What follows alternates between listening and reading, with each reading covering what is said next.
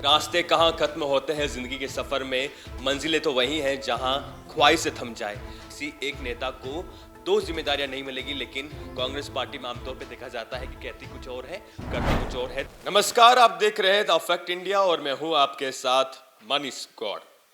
राजस्थान में विधानसभा चुनाव हुए 1 महीना हो चुका है और कांग्रेस पार्टी इस बीच जमकर भाजपा पर आरोप लगाती हुई नजर आ रही थी, हमला साधते हुए नजर आ रही थी कि भाजपा केवल जातिवाद और धर्म के नाम पर चुनाव लड़ती है और जीत जाती है।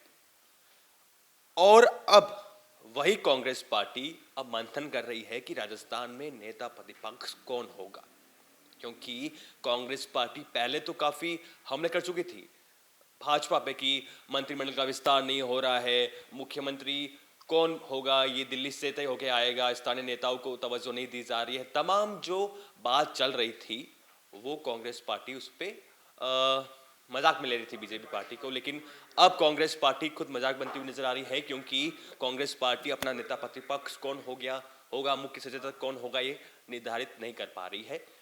कई नाम चल रहे हैं। टीकाराम जूली जो अलवर ग्रामीण से विधायक है, उनका नाम चल रहा है। भगवत जितेंद्र सिंह के नजदीकी माने जाते हैं, तो उनका नाम चल रहा है टीकाराम जूली का। अशोक चांदा का नाम चल रहा है।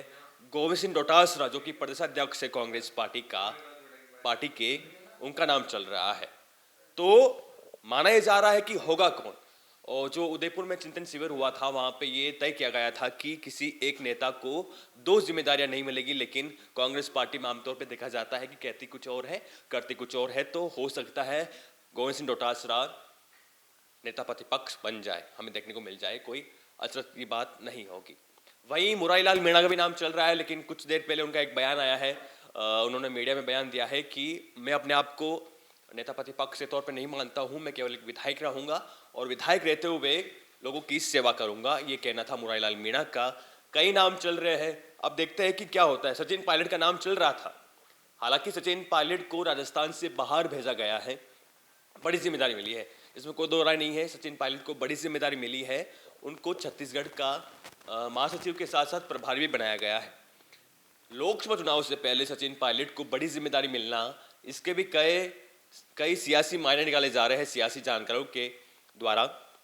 सचिन पायलट के लेकर ये माना जा रहा है कि सचिन पायलट को राजस्थान से बाहर भेजने की ये रणनीति हो सकती है कि उनको लोकसभा चुनाव में छत्तीसगढ़ का प्रभार सौंपकर वहां पे कांग्रेस पार्टी की लोकसभा जो सीटें हैं 11, वो कैसे जीते उस पर ध्यान उनका रहेगा और राजस्थान की राजनीति से वो बाहर जाएंगे कुछ समय के लिए। और अशोक गहलोत अपना कोई नेता प्रतिपक्ष या कोई अपने नेता या अपने खेमे के नेता को बड़ी जिम्मेदारी दिलवा सकते हैं, ये चर्चाएं चल रही थी सियासी जानकारों के द्वारा। अब सचिन पायलट को जिम्मेदारी, उनके नेताओं को जिम्मेदारी मिलेगी या नहीं मिलेगी, ये देखने वाली बात होगी, क्योंकि सचिन पायलट को तो नेता प्रतिपक्ष नहीं बनाया जाएगा, वो शायद बनना भी नहीं चाहेंगे, क्योंकि नेता प्रतिपक्ष बनना नहीं चाहते हैं, उनकी कुछ महत्वाकांक्षाएं अधिक है, वो राजस्थान की जिम्मेदारी चाहते थे, हालांकि उनको जिम्मेदारी नहीं मिली। अब देखते हैं कि भाजपा पार्टी कांग्रेस पार्टी की इस खामी पर कि वो नेता प्रतिपक्ष कौन होगा ये तय नहीं कर पा रही है, इस पर कितना निशाना साधते हैं, क्योंकि जैसे को तैसा होता है राजनीति में। और जिस प्रकार से कांग्रेस पार्टी हमलावर थी कि दिल्ली से गाइड हो रहे हैं मुख्यमंत्री भजनलाल शर्मा, दिल्ली से सब कुछ फैसले होकर तय आ रहे हैं, कौन सा नेता मंत्री बनेगा, कौन सा विभाग किस मंत्री को मिलेगा, ये सब दिल्ली से तय होकर आ रहा है। तो वही कुछ जो है अब भाजपा चाहेगी कांग्रेस पार्टी को जमकर घेरना। अब देखते कि होता क्या है।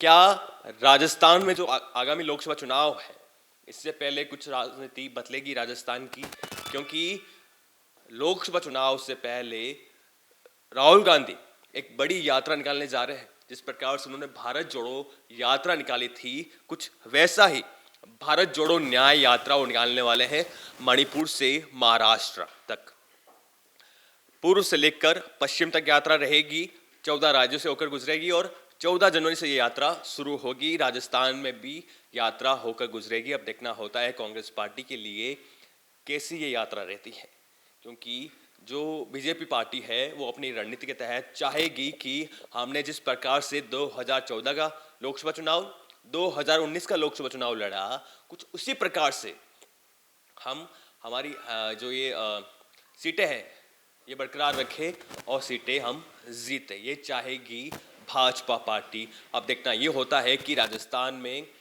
कांग्रेस पार्टी कैसे रोकती है भाजपा पार्टी को। 2014 के लोकसभा चुनाव में नहीं रोक पाई, 2019 के लोकसभा चुनाव में नहीं रोक पाई, अब 2024 के लोकसभा चुनाव में क्या रोक पाएगी या कुछ सीटें गेन करेगी या जीतेगी, वो देखने वाली बात होगी। और हमारे सूत्रों के अनुसार खबर आ रही है कि जितने भी बड़े बड़े दिग्गज नेता हैं, क्योंकि विधानसभा का चुनाव हो चुका है, एक सीट उन्होंने जीती है बीते दिन जब रिजल्ट आए थे, जहां पर सी करणपुर विधानसभा जहां सीट पर है, उनके उम्मीदवार रूपिंदर सिंह कुन्ना चुनाव जीते हैं और भाजपा ने वहां से जो अपने उम्मीदवार थे सुरेंद्रपाल सिंह टीटी, उसको मंत्री बनाया, राज्य मंत्री का दर्जा दिया। हालांकि वो चुनाव हार गए और कांग्रेस पार्टी ने जमकर घेरा था कि आप आचार संहिता का उल्लंघन कर रहे हैं, जमकर उल्लंघन कर रहे हैं, तो घेरा था कांग्रेस पार्टी ने और काफ़ी उत्साहित हो रही है कांग्रेस पार्टी की हमने जीत ली है एक सीट। अब 70 विधायक हो गए हैं कांग्रेस पार्टी के, अब 70 विधायक तो हो गए हैं, अब कुछ नेता विधायक जो है, कुछ नेता लोकसभा चुनाव भी लड़ सकते हैं। उसमें मुख्यमंत्री अशोक गहलोत, सचिन पायलट, जितने भी बड़े बड़े दिग्गज नेता हैं, माना यह जा रहा है कि ये लोकसभा चुनाव लड़ेंगे, क्योंकि कांग्रेस की नज़र रहेगी कि हम अपनी 25 के 25 सीटें नहीं जीते तो कुछ ऐसी सीटें जीते, हम लोकसभा पहुंचे और भाजपा को चुनौती दे पाए, क्योंकि अभी इंडिया अलायंस नाम का एक गठबंधन बनाया गया है और वहाँ पे तमाम जो विपक्षी पार्टियां हैं वो भाजपा को घेरती हुई नजर आ रही है और चाहेगी कि लोकसभा चुनाव में हम भाजपा को चुनौती दें और सीटें हम भाजपा को कम जीतने दें, ताकि हमारा जो भविष्य है राजनीति को लेकर, क्योंकि एक माना जाता है कि रास्ते कहाँ खत्म होते हैं ज़िंदगी के सफ़र में, मंजिलें तो वही हैं जहाँ ख्वाहिशें थम जाए। दो लाइनें ये है, क्योंकि जो आपकी ख्वाहिशें होती है उसका अगर अंत हो जाए, आप मान लो कि हाँ इतनी थी, जो मिला है वो सब कुछ पर्याप्त है, लेकिन राजनीति में ऐसा नहीं होता है। नेता की जी जान रहती है कि वो जी जान से वो कोशिश करते हैं कि हम सीटें जीते, कुछ पद पे रहे, मंत्री बने, विधायक बने और लगातार बने रहे, क्योंकि राजनीति का चस्का इतनी आसानी से नहीं छूटता है। अब देखते हैं क्या होता है लोकसभा चुनाव में, क्या कांग्रेस पार्टी में एकजुटता हो पाएगी, गहलोत खेमा, पायलट खेमा, क्योंकि विधानसभा चुनाव में बड़ा खामियाजा भुगतना पड़ा है कांग्रेस पार्टी को इन चक्रों में। आगे के अपडेट के लिए बने रहिए हमारे साथ। मैं मनीष गौड़, कैमरा साथी योगेंद्र सिंह के साथ, जयपुर।